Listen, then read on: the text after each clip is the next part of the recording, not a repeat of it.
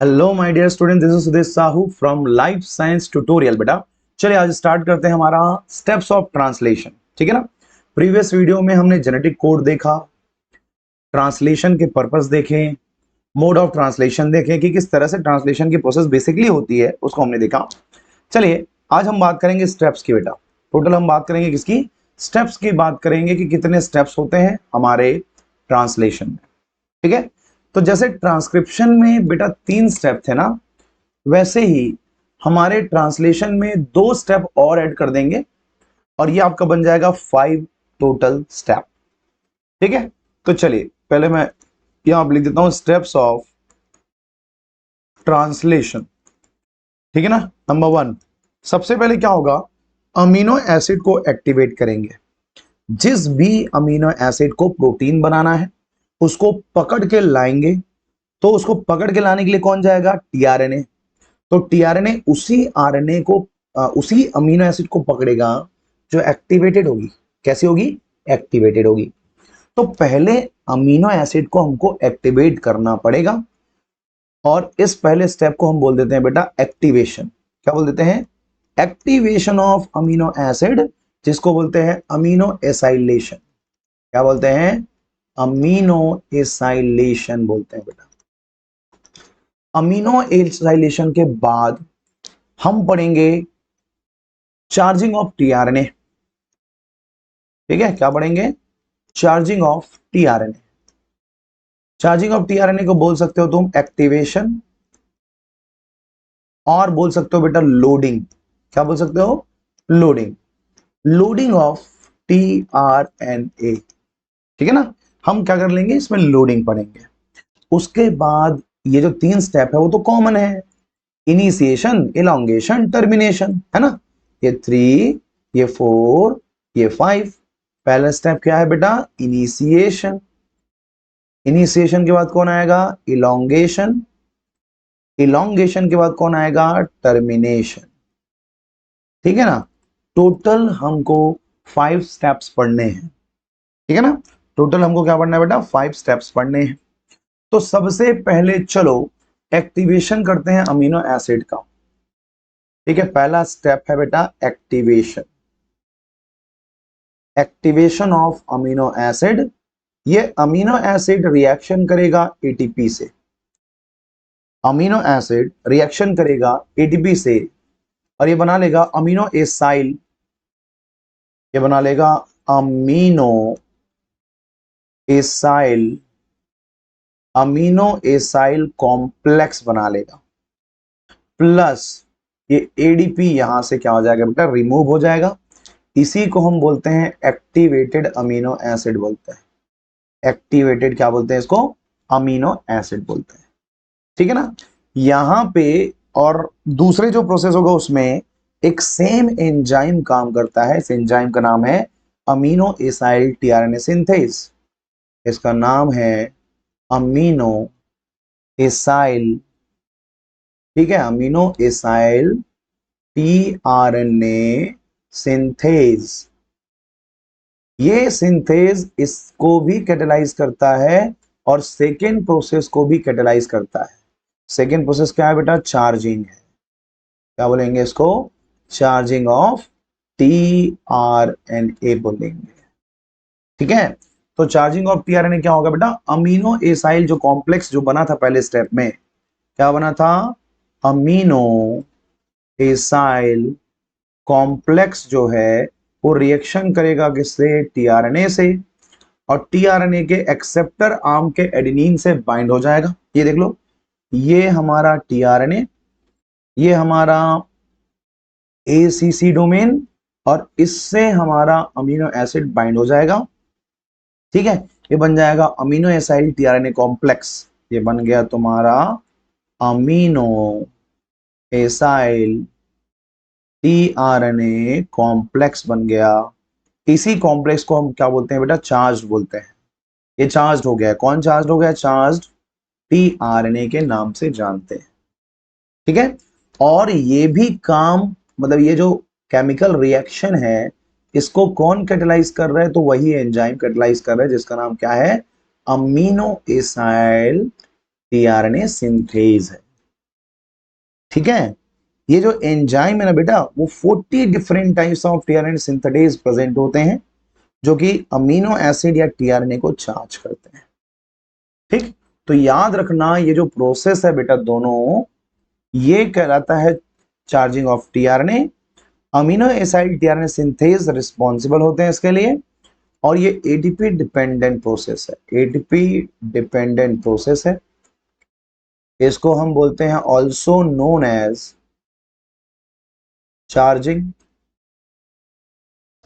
Charging of tRNA, ये दूसरी बात हो गई। और यहां पे एंजाइम कौन है, तो अमीनो एसाइल टीआरएनए सिंथेटेज है, तो उसको अपन यहां पे नोट कर देते हैं। ठीक है, ये हो जाएगा तुम्हारा अमीनो एसाइल टीआरएनए सिंथेज, इसके लिए क्या आता है, रिस्पॉन्सिबल होता है। ठीक है, ये हो गई हमारी छोटी सी दो नए प्रोसेस। मेन जो काम आएगा, जो टिपिकल होगा, वो तो भैया आपका इनिशिएशन है, जिसको हम स्टेप नंबर 3 बोलते हैं। ठीक है, तो चलिए स्टार्ट करते हैं तुम्हारा इनिशिएशन का process. Initiation of translation, initiation of क्या बोलेंगे बेटा, ट्रांसलेशन बोलेंगे। ठीक है, तो एक ना पहले तो हम ये करते हैं कि एक एमआरएनए बना देते हैं। ये एमआरएनए का ये 5 प्राइम, इधर 3 प्राइम। यहां पे एक सीक्वेंस है बेटा जिसको बोलते हैं एजीजी यू। इनिशिएशन कोडॉन है एयूजी, और स्टॉप कोडॉन मान लेते हैं यूएए है। ये कंपलसरी है, इसको और इसको रखना कंपलसरी है। ठीक है, अब यहां पे देखो एजीजी यू मैंने कुछ यहां पे ऐड करके रखा है। ठीक है ना, ये वो साइट है जहां से स्मॉल यूनिट ऑफ राइबोसोम, यदि मैं प्रोकैरियोट के राइबोसोम की बात करूं तो 30 और 40 होगा, तो ये 30s राइबोसोम कौन सा यूनिट है, स्मॉल यूनिट। और बात हो रही किसकी, प्रोकैरियोट की। तो प्रोकैरियोट में जो 30s यूनिट होता है बेटा, वो इसी सीक्वेंस से बाइंड करता है। ठीक है, बाइंड टू। इस सीक्वेंस का एक नाम रखें, बहुत प्यारा नाम है, शाइन डेलगैर्नो सीक्वेंस बोलते हैं बेटा इसको। क्या बोलते हैं, शाइन डेलगैर्नो सीक्वेंस बोलते हैं। ठीक है, शाइन डेलगैर्नो सीक्वेंस से हमारा small unit of ribosome bind कर देता है, और बाइंड करके इनिशिएशन के प्रोसेस को प्रोसीड करेगा, always proceeding to the 5 prime to 3 prime direction. ठीक है ना, तो यहां पे एक बात याद रखना कि इनिशिएशन जब होगा तो यहां पे बाइंडिंग हो रही है बेटा। ठीक है ना, binding of small unit of ribosome, और वो राइबोसोम कौन सा है, 30s है, क्योंकि हम बात कर रहे हैं प्रोकैरियोट का। वो एक स्पेसिफिक साइट पे होता है, अकर एट स्पेसिफिक साइट। ठीक है, स्पेसिफिक साइट ऑफ क्या, प्रोकैरियोट। उसको हम कहते हैं बेटा कॉल्ड, क्या बोलेंगे, शाइन डेलगैर्नो सीक्वेंस के नाम से जानते हैं। ठीक है ना, मगर कुछ ऐसे भी प्रोकैरियोट होते हैं जैसे कि, या फिर वायरस की बात करेंगे, तो इनमें जो है वो सीक्वेंस क्या होता है, थोड़ा सा अलग होता है। ठीक है, वो क्या होता है भाई, तो कुछ प्रोकैरियोट में, चलो लिख देता हूं, इन सम प्रोकैरियोट एंड वायरस। ठीक है ना, कुछ प्रोकैरियोट और कुछ वायरस की बात करता हूं। तो यहां पे देखो, कुछ प्रोकैरियोट और वायरस में एक स्पेसिफिक सीक्वेंस होता है बेटा, उसको रेड कलर से लिख रहा हूं। क्या बोलते हैं उसको, IRES बोलते हैं, IRES बोलते हैं। ठीक है, इसका मतलब होता है इंटरनल राइबोसोम एंट्री साइट बोलते हैं।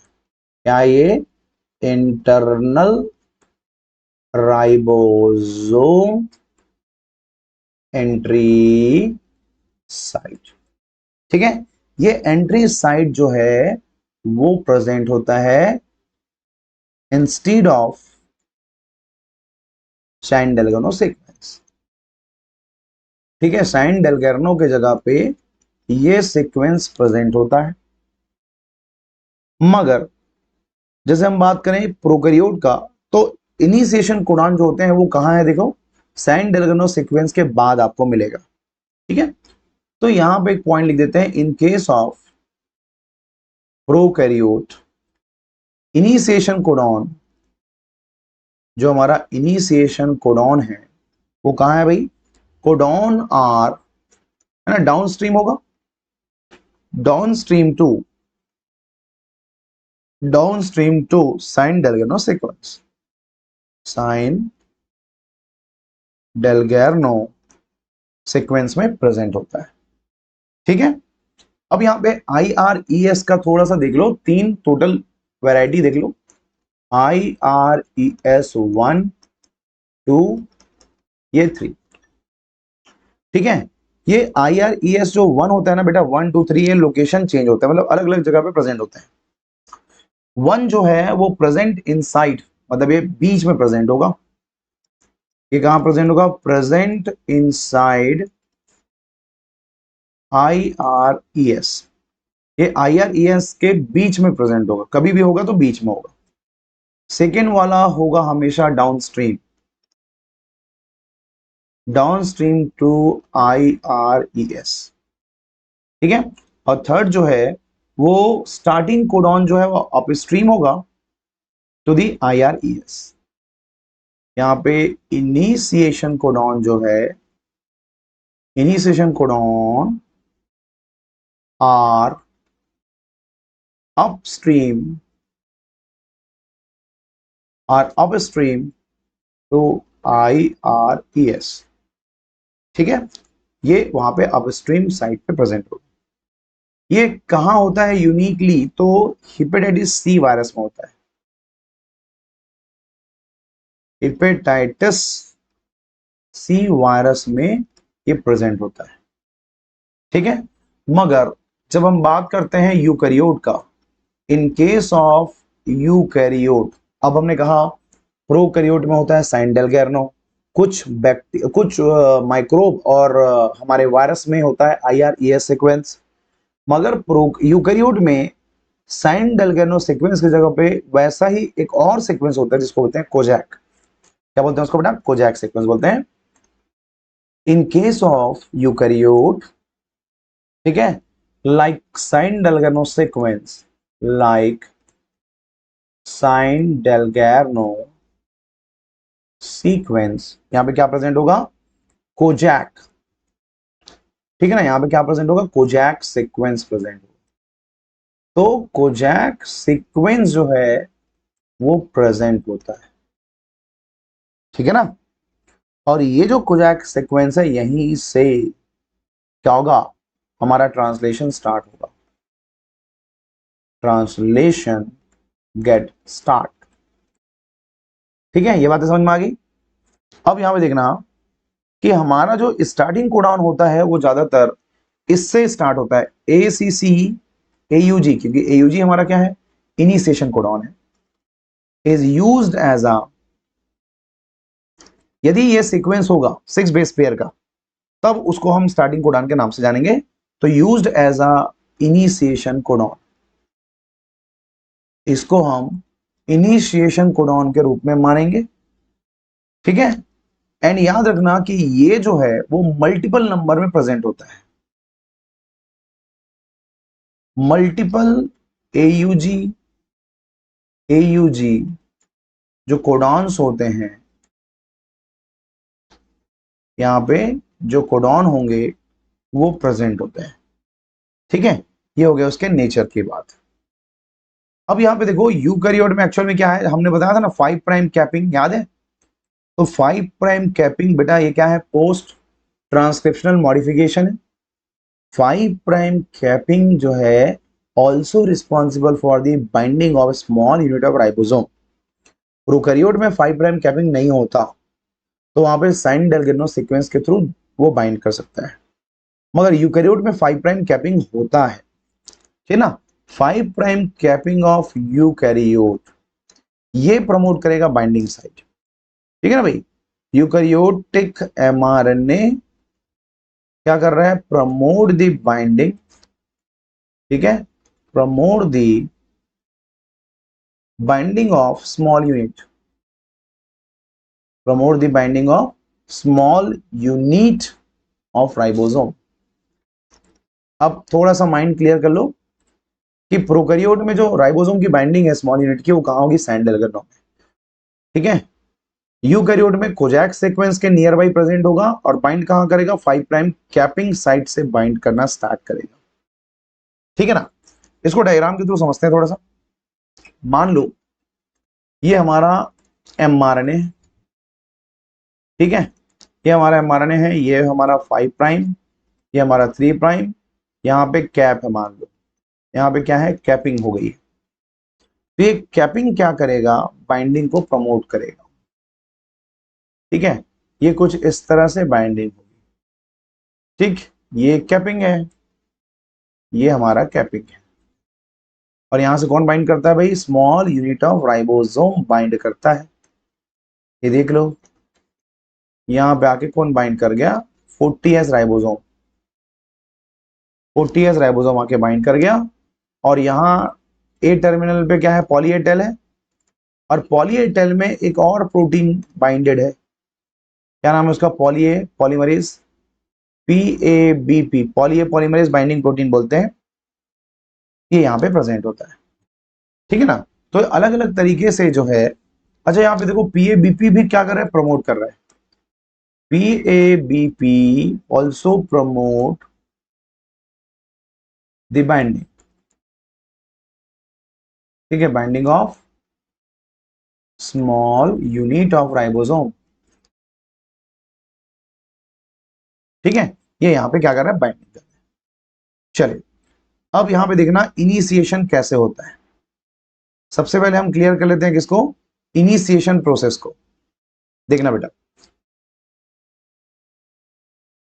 ये तो इंट्रोडक्शन था, अब एक्चुअल में इनिशिएशन स्टार्ट होगा। चलिए भाई इनिशिएशन की बात करते हैं। सबसे पहले इनिशिएशन जब होना होगा, ठीक है ना, एक डायग्राम देखो, डायग्राम से सब कुछ क्लियर हो जाएगा। ये हमारा mRNA, ठीक है, यहाँ पे साइड्स हैं 1 2 3 1 2 3 1 2 3, ये 3 हमारे कोडॉन्स हो गए। ये स्मॉल यूनिट ऑफ राइबोसोम और ये हमारा लार्ज यूनिट ऑफ राइबोसोम, ठीक है ना। इसको हम मान लेते हैं 30S, इसको मान लेते हैं 50S, ठीक है, ओके। अब देखो सबसे पहले जो AUG है बेटा, इनिशिएशन कोडॉन है, वो कहां है, वो है यहाँ पे AUG, इस जगह पे, ठीक है ना। ये राइबोसोम के 3 साइड्स है, E side, P side, A side बोलते हैं, EPA, ठीक है ना, एंटी साइड, पेप्टिडाइल साइड और एग्जिट साइड, ठीक है। एग्जिट हो गया, P साइड मतलब पेप्टिडाइल साइड हो गया, A मतलब क्या हो जाएगा, एंट्री साइड हो जाएगी, ठीक है। अब यहां से हमारा tRNA आ रहा है, tRNA क्या लेके आ रहा है, अमीनो एसिड लेके आ रहा है। पहला जो फर्स्ट tRNA है, फर्स्ट tRNA जो कि मिथियोनिन को लेके आ रहा है, वो पहली बार जब बाइंड करेगा तो वो यहां नहीं करेगा, सीधा जाएगा यहां पे। मतलब पहला जो tRNA है वो कहां बाइंड करता है, तो याद रखना बेटा, वो P साइट में बाइंड करता है। मगर पहले के बाद जितने भी अमीनो एसिड आएंगे वो A साइट से ही बाइंड करेंगे, कभी भी P साइट पे नहीं जाएंगे, ठीक है, ठीक, ये समझ में आया पॉइंट। अब यहां पे देखो, ये जो स्मॉल यूनिट जब बाइंड हुआ तो इसने क्या किया, लार्ज यूनिट को बाइंडिंग के लिए प्रमोट किया। ये बाइंडिंग के लिए प्रमोट करने वाला और कोई नहीं, इनिशिएशन फैक्टर 3 है, IF3 है। देखो जब हम इनिशिएशन पढ़ेंगे तो इनिशिएशन फैक्टर आएगा, जब हम इलॉन्गेशन पढ़ेंगे तो EF इलॉन्गेशन फैक्टर आएगा, और जब हम टर्मिनेशन पढ़ेंगे, टर्मिनेशन मतलब रिलीज होना, तो वहां पे आ जाएगा रिलीज फैक्टर। ये सब जो है 3 स्टेप के फैक्टर है, अभी कौन आ गया, इनिशिएशन फैक्टर 3 आ गया। 3 होते हैं टोटल, 1 2 3, इन तीनों को याद करना है अपने को, ठीक है। तो इनिशिएशन फैक्टर 3 जो है वो प्रमोट कर रहा है binding of small unit of ribosome to the RNA. कहां बाइंड कर रहे हैं, 5 प्राइम में बाइंड कर रहे हैं, ठीक है। पहला पॉइंट क्या बोलते हैं, देखो, initiation factor 3 promote the binding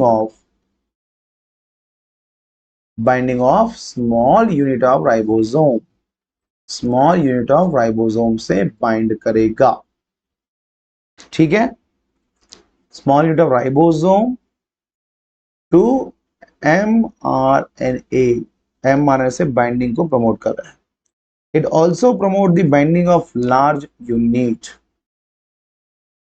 also promote the binding of large unit of ribosome, large unit of ribosome, ठीक है ना, ओके। ये जो लार्ज यूनिट है उसका 3 साइट है ना भाई, तो देख लो, large unit of ribosome, large unit of ribosome has 3 different site, 3 different sites हैं। नाम क्या है देख लो, सबसे पहले ए साइट है, दूसरे नंबर पे क्या है बेटा, पी साइट है, और तीसरे नंबर में क्या दिख रहा है तुमको, ई साइट। ए का मतलब होता है amino acylation site, amino acylation site, या इसी को तुम बोल सकते हो एंट्री साइट। यहां आते हैं, पी साइड में क्या होता है, पेप्टाइड बॉन्ड का फॉर्मेशन होता है, इसलिए इसको पेप्टिडाइल साइड बोलते हैं, पेप्टिडाइल साइड बोलते हैं। और ई मतलब होता है बाहर निकलना, एग्जिट, एग्जिट साइट है, मतलब टीआरएनए जो है वो अमीनो एसिड को दे करके चुपचाप वहां से क्या कर लेता है, निकल लेता है, तो उसके लिए वो एग्जिट साइट जो है वो प्रेजेंट होता है, ठीक है ना। तो यहाँ पे आपको पहला जो डायग्राम बताया था, ए साइड, पी साइड, ई साइड, ये तो क्लियर हो गया होगा मेरे ख्याल से, ठीक है। चलिए, अब यहाँ पे काम की बात कि पहला वाला ए में क्यों नहीं आ रहा है, बाकी सब तो ए में ही आते हैं, ठीक है ना। तो याद रखना कि ए में जब पहला फर्स्ट टीआरएनए आता है बेटा, तो ये क्या करता है, ए साइड को ब्लॉक कर देता है, मतलब यहां पे एक प्रोटीन आके बाइंड कर गया, इस प्रोटीन का नाम है बेटा इनिशिएशन फैक्टर 1 नाम है। ये क्या कर रहा है भाई, तो ये ब्लॉक कर रहा है, किसको ब्लॉक कर रहा है, ब्लॉक ए साइट ड्यूरिंग इनिशिएशन, इनिशिएशन के समय में ए साइट को ब्लॉक करने का काम कर देता है, ठीक है। ये तो हो गई बात एक सिंपल सा प्रोकैरियोट का, मगर यूकैरियोट तो बड़ा कॉम्प्लेक्स है ना भाई। चलो इसके लिए अलग अलग हेडिंग से डालता हूं, इनिशिएशन ऑफ, इनिशिएशन इन बोल देता हूं यूकैरियोट। अब यूकैरियोट में इनिशिएशन के लिए क्या क्या चाहिए, याद रखना बेटा 12 इनिशिएशन फैक्टर होते हैं। यदि मैं यूकैरियोट की बात करूं तो यूकैरियोट में टोटल 12 होंगे, ठीक। तो इन यूकैरियोट कितने, more than 12 eukaryotic initiation factor, eukaryotic के लिए EIF लगाएंगे, ठीक है, गेट इन्वॉल्व, इतने लोग जो है वो इन्वॉल्व होते हैं। यहां देख लो 40S जो है वो बन जाएगा 43S after binding of eukaryotic initiation factor 3 plus eukaryotic initiation factor 2, और 2 जो है वो जीटीपेज एक्टिविटी होता है, जीटीपी बाइंडेड होती है, ठीक है। E2 इनिशिएशन जो फैक्टर होते हैं 2, वो क्या करते हैं, बाइनरी एंड टर्शरी कॉम्प्लेक्स बनाते हैं, इसको बोलेंगे eukaryotic initiation factor 2 forms binary and tertiary complex का ये क्या करते हैं, फॉर्मेशन करते हैं। ठीक है, अब यहाँ पे ये आता है भाई कि क्या क्या चीजें हैं जो यहाँ के कंडीशंस को रेगुलेट करते हैं ड्यूरिंग द इनिशिएशन प्रोसेस। तो यूकैरियोट में बहुत खतरनाक होता है, मतलब आपको याद करना पड़ेगा कि कौन कौन क्या कर रहा है। ठीक है ना, देखते जाओ। यूकैरियोटिक इनिशिएशन फैक्टर 4F, ठीक है, ये होता है बेटा हेट्रोट्राइमेरिक नेचर, हेट्रोट्राइमेरिक नेचर का होता है। ठीक है, हेट्रोट्राइमेरिक नेचर का होगा मतलब इसमें तीन चीजें होगी। क्या क्या होगा, 4G, 4E और 4A, ये चार होते हैं। ठीक है, क्या क्या, 4G, 4E और 4A होते हैं। ये तीन जो है वो कंडीशन यहाँ पे प्रेजेंट है। ठीक है ना, चलिए क्या क्या काम है देखना। 4G का काम है बेटा act as a scaffold protein, act as a scaffold protein. ठीक है, स्कैफोल्ड प्रोटीन का काम क्या है, बेस देना, बेस प्रोवाइड करने का काम होता है। 4E जो है वो कैप बाइंडिंग प्रोटीन है, act as a cap binding protein. ठीक है, ये उसकी बात हो गई। 4A है, ये क्या ए लिखा गया है, 4A। 4A के पास होता है बेटा हेलिकेज एक्टिविटी। क्या होता है, हेलिकेज एक्टिविटी। ठीक है ना, ये 4GEA का हो गया, GEA। ठीक है, eukaryotic initiation factor 4B, eukaryotic initiation factor 1, eukaryotic initiation factor 1A, eukaryotic initiation factor 5A,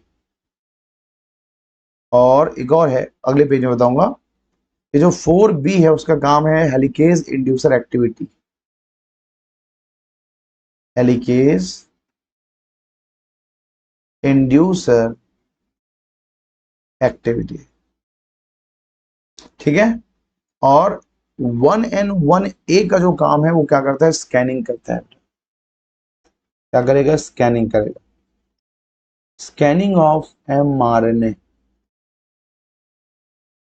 और जो 5A है उसके पास गैप एक्टिविटी होता है, GAP एक्टिविटी। यहाँ पे क्या होता है, प्रमोट होता है। जी गैप का मतलब होता है एटीपी का हाइड्रोलाइसिस करना, जीटीपी का हाइड्रोलाइसिस करना, जीटीपी हाइड्रोलाइसिस करने का काम है इसका। ठीक है, जबकि इसी का एक और भाई है, मतलब यहाँ पे हमने बोला 5A और 2B, इनिशिएशन फैक्टर 2B की बात करते हैं। ये गैप एक्टिविटी होती है, वो गैप है, ये गैप है। ठीक है, ये प्रमोट करता है रीजनरेशन को, promote regeneration of GDP. GDP के रीजनरेशन को क्या करता है, ये प्रमोट करने का काम करता है। ठीक है, तो ये बात हो गई तुम्हारे इनिशिएशन प्रोसेस की। अब इसके बाद हमको क्या देखना है बेटा, इलोंगेशन का प्रोसेस देखना है, और इलोंगेशन के बाद हमको देखना है टर्मिनेशन का प्रोसेस। तो आज मैं थोड़ा सा छोटा वीडियो बना के दे रहा हूँ आपको, हो सके इवनिंग में टाइम मिलेगा तो एक वीडियो और बना के दूंगा, कोशिश करूंगा। फिलहाल इनिशिएशन को कंप्लीट करके मैं जा रहा हूँ। ठीक है, इलोंगेशन और टर्मिनेशन को एक साथ आपको प्रोवाइड करता हूँ।